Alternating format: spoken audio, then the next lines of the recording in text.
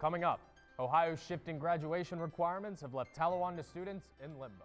But first, fraternity recruitment at Miami saw fewer applicants last year, and early reports say the trend continued this year.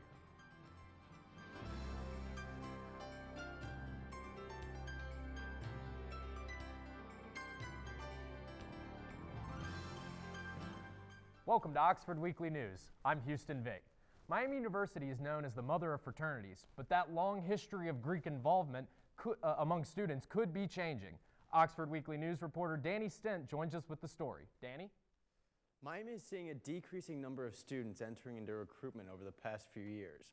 In 2016, 33% of the student body was involved in Greek life. In 2018, only 31%. Sororities lost 400 members during this time period. Fraternities, on the other hand, didn't suffer as severely. Miami Sorority Bid Day was on Sunday, February 10th. It was a cold and snowy day. Many of the girls had to walk across campus with the wind blowing into their faces the whole way. As this recruitment season comes to an end, the next one begins. Although Miami is seeing a notable decrease in the number of students entering recruitment, Director of the Cliff Alexander Office of Fraternity and Sorority Life, Jenny Levering, believes that this decline is not a concern yet. I also don't necessarily think that, teetering numbers are indicative of the system declining. My hope would be that it's the students that are starting to join for the right reasons, not just to be a part of a social culture. But it's hard to know exactly at this point in the year. Adam Nadler is the Executive Vice President of IFC at Miami.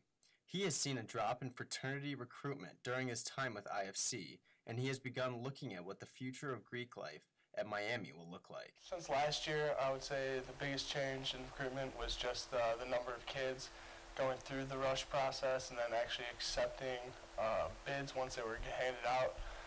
Both of those numbers weren't down drastically, but definitely a decrease from last year. And yet Nadler still believes that Greek life will persist.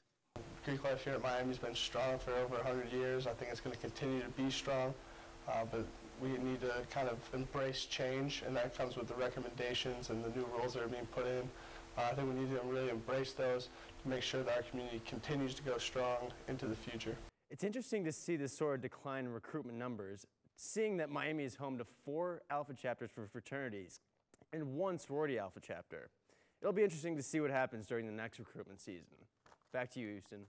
In years past, the end of the sorority rush saw a spike in hospitalizations known as Blackout Wednesday. This year, the Oxford Fire Department reported 0 alcohol-related EMS calls. After double-digit hospitalizations plagued Greek recruitment in 2016 and 2017, student leaders fought to make the community safer.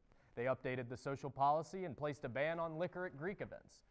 2019 marks the second consecutive year without hospitalizations. Miami's fraternity houses will be required to have live-in advisors by fall 2019. This from an ambitious new set of guidelines created by the university, fraternity chapters, and students, which reduce the period for fraternities to vet applicants and will raise the minimum GPA requirements by 2020. The committee also made Greek Life's 2017 liquor ban university policy and explored limited amnesty for students that report misconduct. Scott Walter, Assistant Vice Principal of Student Affairs and committee member, acknowledged student criticism but believes the guidelines fit Miami's aspirations of a model Greek community. In December last year, Ohio lawmakers decided to extend alternative pathways for graduation that were originally only available to the class of 2018 students to the graduating classes of 2019 and 2020 as well. Oxford Weekly News reporter Dylan Srocki joins us with more. Dylan?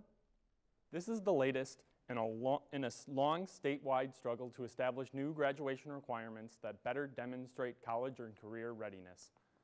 However, the substitute options that were recently extended allow for students to graduate by meeting criteria other than testing, such as GPA, community service, or capstone project requirements, among others.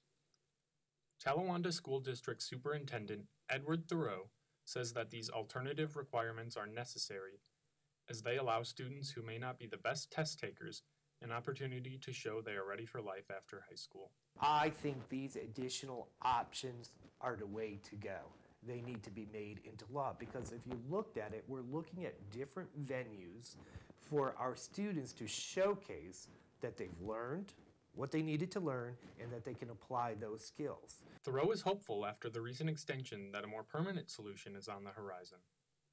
There is no guarantee that this will happen, though, and there is a chance that students as early as the class of 2021 will need to meet testing standards. At Talawanda High School, the change could have a big effect. Vice Principal Molly Mers says that the staff is focused on helping each student despite the impact that test-based standards could have at the school. You know, without those alternate pathways, I think that graduation rates would be impacted pretty significantly across the state, not just for us. But, you know, we work pretty diligently, and our teachers work really diligently to support individual student needs. One specific example that Mers referenced in regards to Talawanda High School adjusting to the testing standards happened last fall. The school already offers a supplemental 25-minute period every Tuesday and Thursday, and this time was used to ready students for end-of-course testing retakes, which were offered in December. Students who were looking for additional support were able to work with teachers in each subject in order to prepare. Both Thoreau and Mers encourage students to reach out to legislators and be aware of the voice they have, even as students. In the meantime, Talawanda juniors are scheduled to take the ACT on February 27th. Miami University's police and parking services are testing out a new program that affects car owners. Using your license plate, this camera can detect if a vehicle is parked in a valid spot. MUPD's Captain Ben Spillman says they have been giving more warnings for drivers to update their information. Our focus with using license plate as a new technology here is not in generating a revenue stream, it's in better using the facilities that we already have. This week, following the one-year anniversary of the deadliest school shooting in American history, Miami University will hear from two prominent Parkland student activists. Miami University's lecture series will be hosting Alex Wind and David Hogg Monday, February 18th. Their goal is to educate students on the importance of activism. Due to death threats, Miami has increased security in the form of bag checks and metal detectors. Tickets are free to the public starting February 15th. Last year, the Oxford Police Department began using body cameras for better transparency with the public. This year, we checked in on the program. It's the size of a GoPro. By flipping its cover down, all that's in front of the body cam is being recorded now. It's become a very valuable tool for us, for our officers in writing their reports and testifying in court. You know, the body cams have really helped us in that sense. In one sense, though, they've slowed us down. Miami University's women's basketball team is on top, crushing the competition this season. The Redhawks win 8 straight games after their domination over the Northern Illinois Huskies. The Redhawks now lead the MAC standings with 9-2 conference record and 8 consecutive wins. Junior Leah Purvis managed to reach for the net 1,000 times during her career here at Miami. Congratulations to her and the rest of the team, and good luck on the rest of the season. Looking for more local news? Check out the latest issue from the Oxford Observer, a digital newspaper published by journalism students at Miami University. This week's edition of the Observer features a story about the city's latest zoning trend to keep student rental housing out of certain neighborhoods. Other stories include a look at local heart attack statistics, a middle school art project, and more. Check out these stories and read more at oxfordobserver.org. Coming up on Oxford Weekly News, the Green Zone is helping veterans at Miami find peace during their heavy college course loads. Stay tuned. We'll be right back.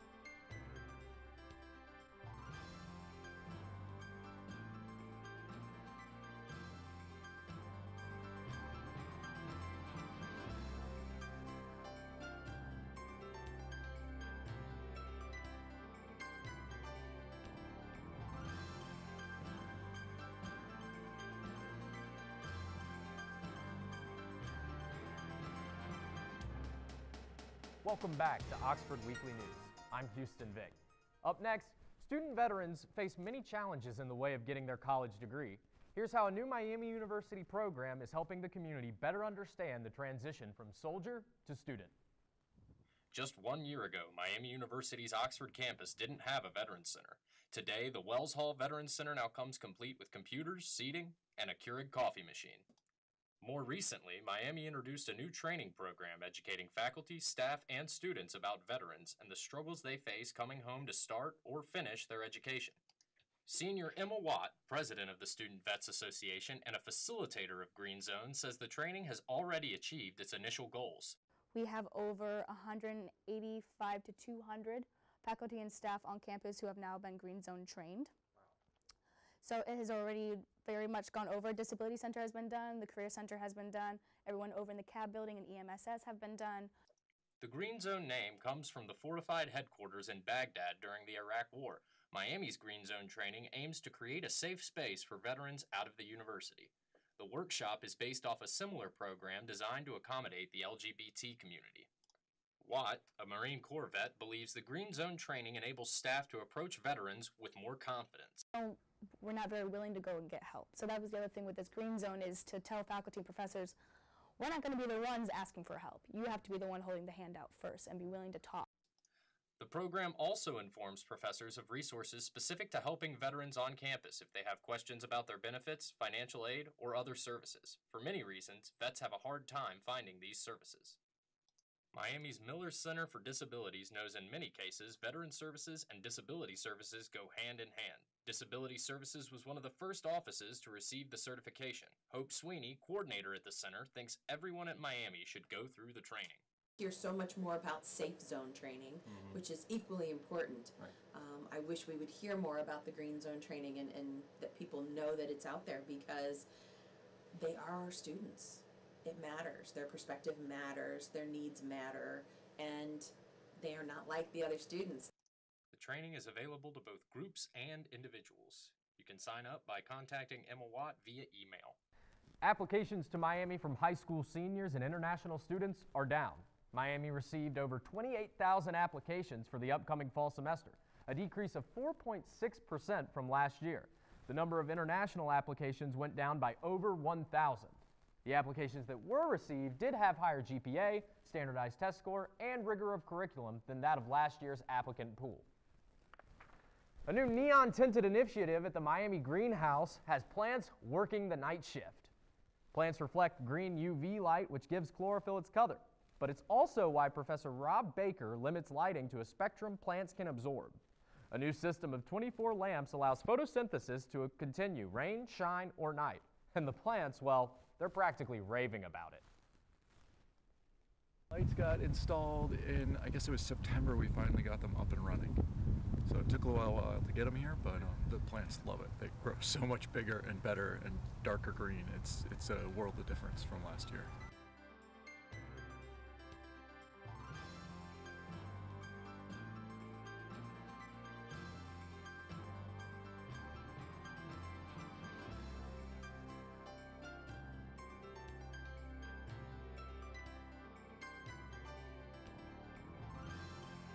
Welcome back. The City of Oxford will soon be expanding its services to those in need. Talawanda Oxford Pantry and Social Services, or TOPS, is expanding its services with a move to a new location. The city has agreed to lease to TOPS a building it owns at Marydale Park. The new facility will have expanded hours, a kitchen, and a media room for classes. For President Laura Osborne, this building is more than a pantry. So while we're still in the planning phases, we've got additional offices in the building for our partner agencies and organizations. We have a large multi-purpose room. We're going to build technology needs into this multi-purpose room, and we have a certified commercial kitchen. The lease agreement between the city and TOPS is for 25 years. A prominent piece of uptown real estate may soon have a new tenant. The 45 East High Street location that has been vacant for nearly 3 years is finally seeing some new life. It's a different style. It has a different design to it. If that is done, then our belief is that that will lay a foundation for a business to go back in there for 45 East. Our hope is that they would realize that the patience of Oxford has grown very thin. The site had been occupied by 45 East Restaurant and Bar. Thanks a lot for joining us this week. I'm Houston Vick. You can watch us online on our YouTube page. Search Oxford Weekly News. Also connect with us on Twitter, Facebook, and Instagram at Oxford Weekly News.